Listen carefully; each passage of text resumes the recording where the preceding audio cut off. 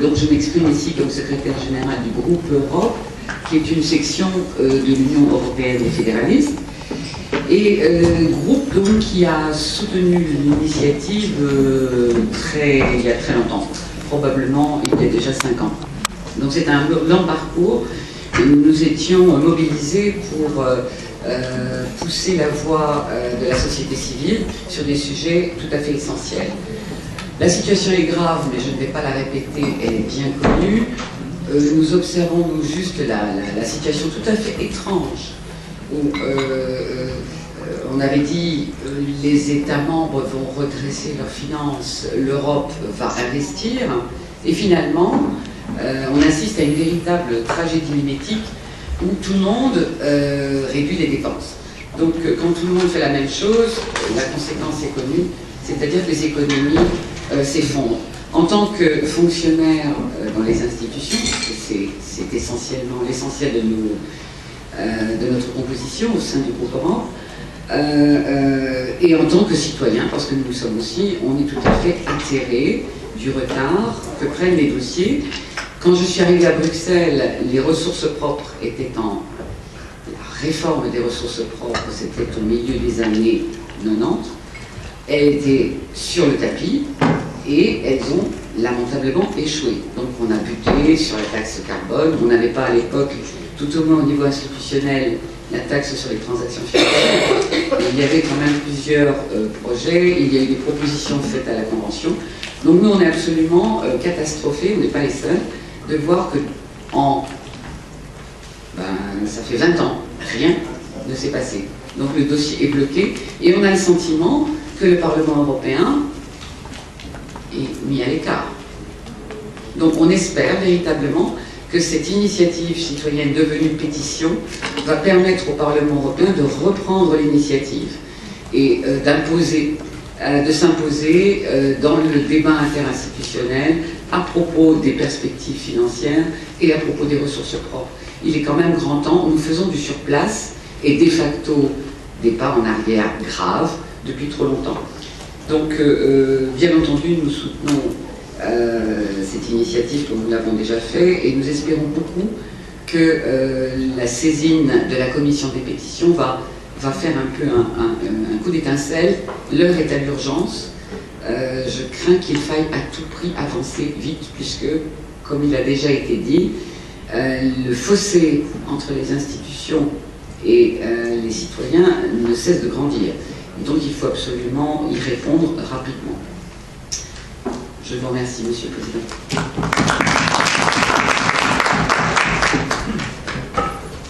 Et maintenant, la parole Jean-Francis Billon, coordinateur du comité français New Deal for Europe et membre du comité directeur de l'UEF France. Oui, bonjour. Comme on a 2 minutes, je vais essayer d'être très rapide et je ne vais pas rappeler exactement pourquoi effectivement nous soutenons au comité français pour une initiative citoyenne européenne du Deal for Europe. D'abord cette ICE, puis cette pétition depuis début 2013. Permettez-moi tout d'abord d'excuser quelques personnes qui auraient souhaité être des nôtres aujourd'hui et qui en ont été empêchées. Tout d'abord, le représentant, un président de session au Conseil économique et social, il s'agit de Pierre-Jean Coulon, qui est le secrétaire confédéral de la CFTC, Confédération française des travailleurs chrétiens pour l'Europe, les affaires européennes. Effectivement, Pierre-Jean m'a fait un mail il y a 48 heures pour s'excuser. Il a eu un accident cérébral la semaine dernière et il est retenu à l'hôpital. Il ne pouvait pas être des nôtres aujourd'hui. Je dois également excuser 3 parlementaires français. Nous avions écrit à tous les parlementaires français, les 15 parlementaires français ayant soutenu l'ICE, 15 parlementaires français qui nommément ont dit qu'ils regrettaient de ne pouvoir être des nôtres aujourd'hui. Il s'agit de Madame Sylvie Goulard, du groupe ALDE, de M. Jean-Marie Cavada, du groupe ALDE également, qui est également président de la section française du mouvement européen, et du groupe socialiste et démocrate de M. Vincent Payon. Je dois enfin excuser l'absence de Florent Banfi, président de l'UEF France, au nom de qui je parle en plus de parler au nom du Comité français pour l'initiative citoyenne New Deal for Europe aujourd'hui. Alors, depuis début 2013, donc, la campagne entamée ou initiée au départ, maintenant pour une pétition par New Deal for Europe, je rappelle, pour un plan européen extraordinaire de développement durable et de création d'emplois au pluriel, bien sûr, dont le nouveau sous-titre est « Pour des ressources propres de l'Union européenne », nous est apparu comme la seule campagne qui permette tout à la fois de s'adresser directement aux citoyennes et aux citoyens européens, ainsi qu'à de nombreuses organisations de la société civile, économiques, culturelles, patronales et syndicales, antiracistes, aux médias et aux réseaux sociaux, tout en proposant de manière forte la création de ressources propres de l'Union européenne et, au sein de l'Union européenne, en réclamant également un budget fédéral pour la zone euro. En effet, je pense que toutes les associations membres de New Deal for Europe en France, en particulier la CFDT, Europe Avenir, les Jeunes Européens Français, section française de la GF Europe, la Ligue Européenne de Coopération Économique, le Mouvement Européen France, le Pacte Civique, Sauvons l'Europe, l'Union Européenne des Fédéralistes et le syndicat Union Nationale des Syndicats Autonomes, pour les principales qui soutiennent notre action, en sont convaincus. Ce n'est qu'en s'adressant directement aux citoyens et aux citoyennes que nous arriverons à reconquérir la confiance des citoyens et des citoyennes dans le projet européen et au-delà dans les institutions européennes. Il est irréaliste, il serait irréaliste et inconcevable aujourd'hui de demander aux parlementaires européens, même à ceux qui étaient là aujourd'hui, de s'engager dans une action constituante. Il faut créer les conditions d'une action constituante pour sauver l'Europe. Je vous remercie.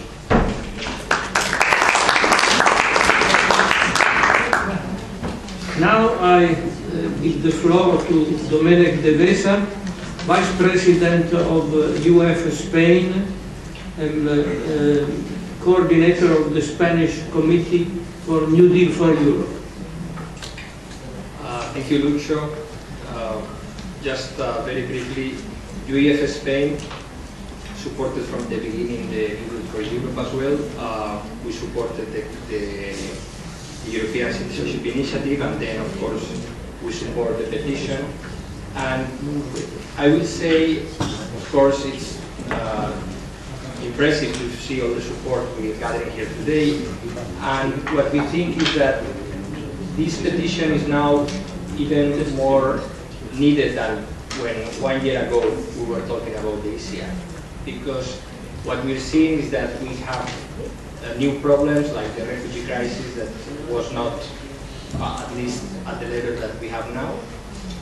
And we see that the automatic reaction of the institutions is to move money from one side of the budget to the other side of the budget.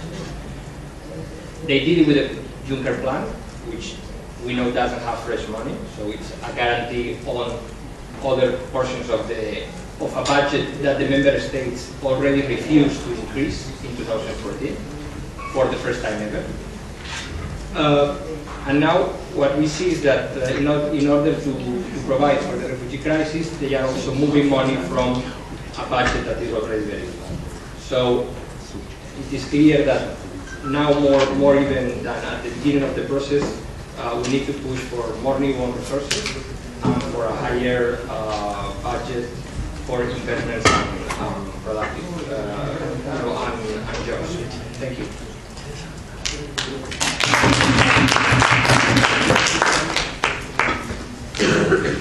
Now I give the floor to Francesco Franco, coordinator of the Belgian Committee for New Deal for Europe. Merci, Président. Je vais parler en français. Je vais essayer de rester dans les 2 minutes. Le comité belge s'est concentré sur l'innovation et surtout sur les thèses de Mme Mariana Mazzucato, qui a démontré dans un texte qui a été publié au chef italien que l'innovation ne se manifeste pas par les mécanismes du marché, mais qui nécessite des capitaux patients qui travaillent à l'horizon de 10-20 ans. Ces capitaux patients sont nécessairement des subsides publics. Cela a été le cas aux États-Unis et dans beaucoup d'autres États. Par exemple, le succès de Google s'explique par les montants publics et patients très importants que cette entreprise a reçus de l'État fédéral dans le cadre de ce programme de soutien de l'innovation. Mais ces entreprises innovantes, une fois actant le succès, s'organisent pour payer le moins possible d'impôts sur les revenus. Par exemple, Google notamment se serait organisé avec ses filiales pour payer un taux moyen d'impôt sur les revenus d'environ 1%. Mais l'État qui a subsidié ces entreprises va pouvoir récupérer les subsides qu'il a alloués. Voilà pourquoi le groupe de haut niveau sur les ressources propres doit proposer un système de ressources propres basé sur un système fiscal de niveau supranational, comme la taxe sur les transactions financières et la carbone tax. Thank you.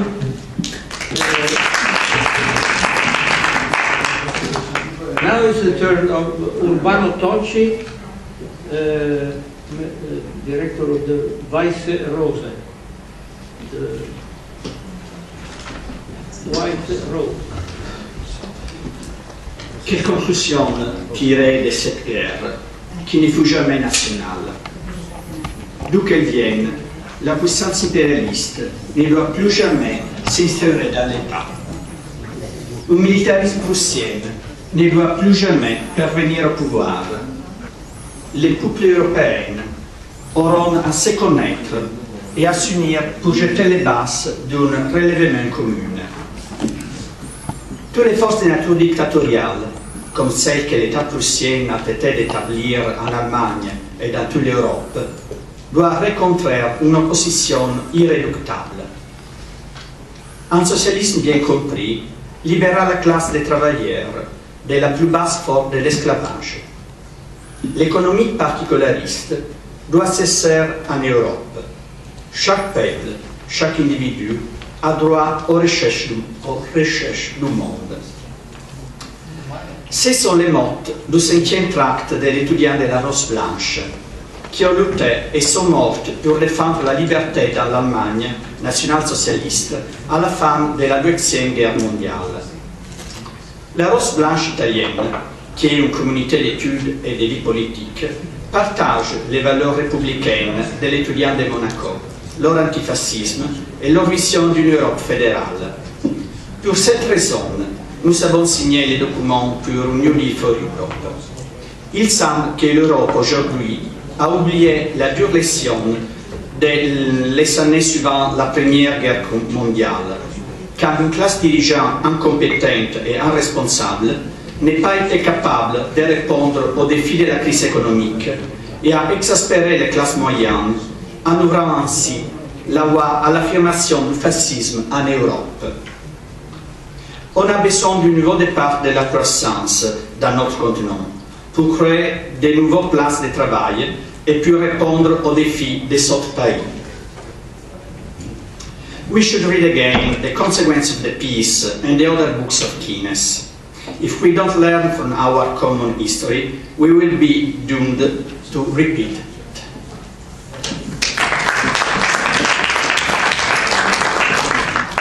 Maintenant, je donne la parole à Gérard Vernier, qui représente Sauvons l'Europe. Merci, Monsieur le Président. Oui, l'association Sauvons l'Europe, c'est une entité qui a été créée en France en 2005 au lendemain de l'échec du référendum sur la Constitution, d'où, vous allez dire, ce côté un peu gaulien de vouloir sauver quelque chose qui est la caractéristique de cette association. Je voudrais simplement signaler qu'en 2011, Sauvons l'Europe avait précisément déjà sorti un document qui avait pour titre « Qui va payer ?», et qui contenait des réflexions analogues à celles qui sont développées dans l'initiative que nous appuyons. Simplement, ce que je voudrais peut-être mettre très brièvement en lumière, c'est que dans cette donc ancienne initiative, un accent particulier avait été mis sur des initiatives en faveur de la jeunesse. Et c'est donc un point sur lequel, en ce qui concerne, en tout cas selon l'Europe, donc nous souhaitons volontiers insister. Merci.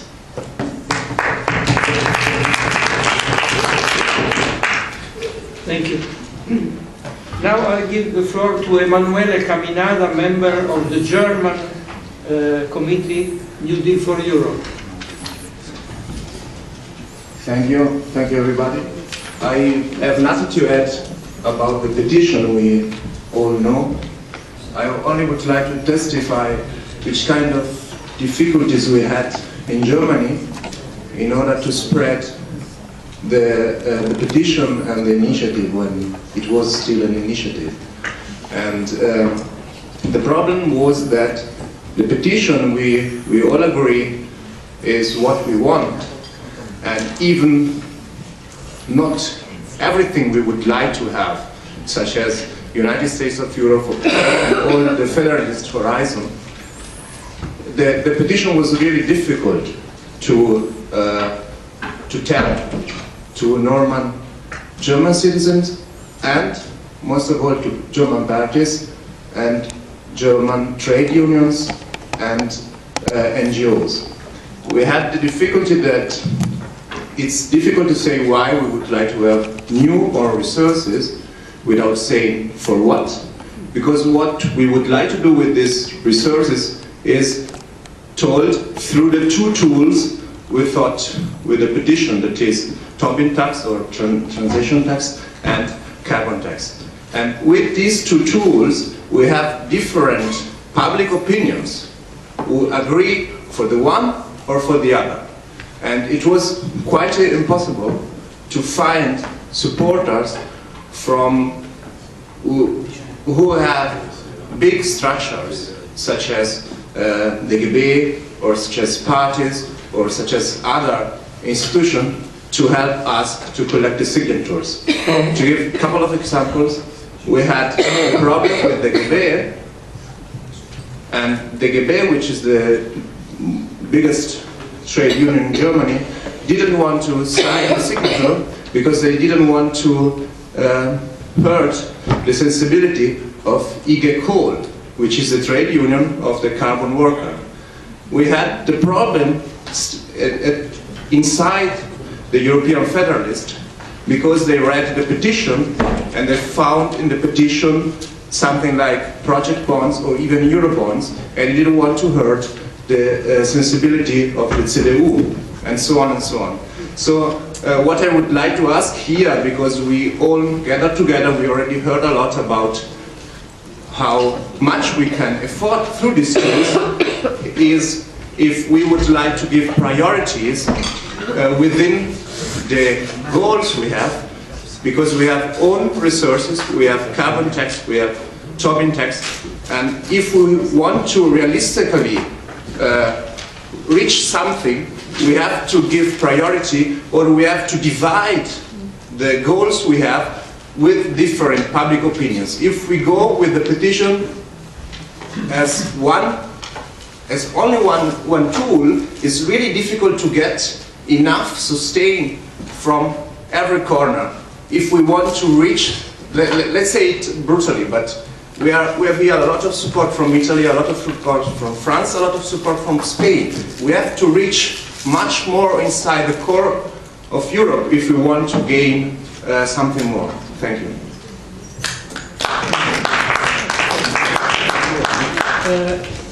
The list of the speakers is over.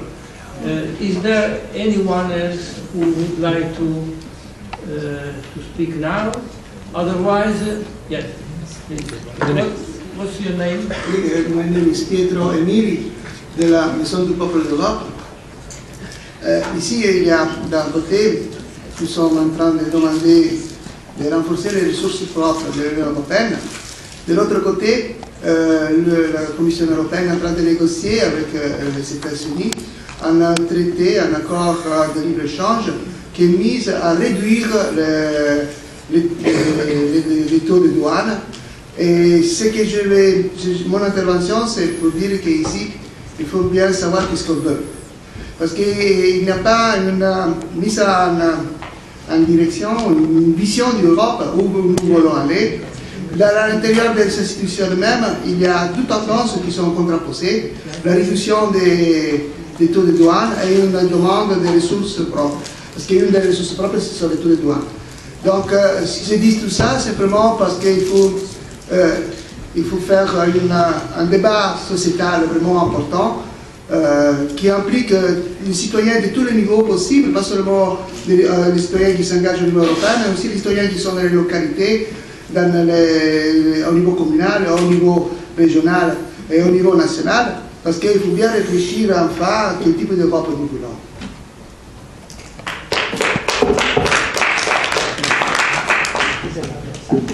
Now we have reached the closing remarks. I give the floor to Juan Fernando López Aguilar, who will speak on behalf of the members of the European Parliament, and then to Paolo González. Please, you have the floor. Thank you. Cari amici, chers amis, cari amici e amiche, chers amis, friends, I'm honored and pleased to be here and to address you on behalf of the co-hosters of this gathering here in the premises of the European Parliament for good reason. We started out today our discussion a couple of hours ago with some words by our president of the EFD group, our colleague Gianni Pittella, and he made a point, or he made a point on how serious the situation is like this particular point of time in the European juncture. It is serious, worse than ever, I would add. The situation is more than dramatic. It's coming to tragic. We're seeing the European idea fading away, the European process so deteriorated that it's hardly recognizable for those of us who call ourselves federalists. And I do. Yes, I'm well aware that across the European geography, by now, 28 member states, 500 million people, not everybody does call him or herself a federalist, but I do. And some of us around this table, I understand we do. And the point is that the landscape that was described in his short speech by our colleague Gianni Pittella could well be depressing for good reason. We have seen a series of crises in a sequence. The once called financial crisis turned into an economic crisis, and then turned into a social crisis, and it turned into a political crisis, and it turned into an identity crisis, and a crisis of ambition affecting the raison d'être of the European Union. The only reason why it is not depressing is that we cannot allow ourselves to get depressed. I mean, we're here up for a fight. I mean, we should by no means be discouraged by the fact that so many, increasingly so, are calling the dismantlement of the European idea, and so many in every member state are gaining or taking advantage, are gaining votes for the sake of making Europe the culprit, the scapegoat, or the foe, number one foe for their rage and for the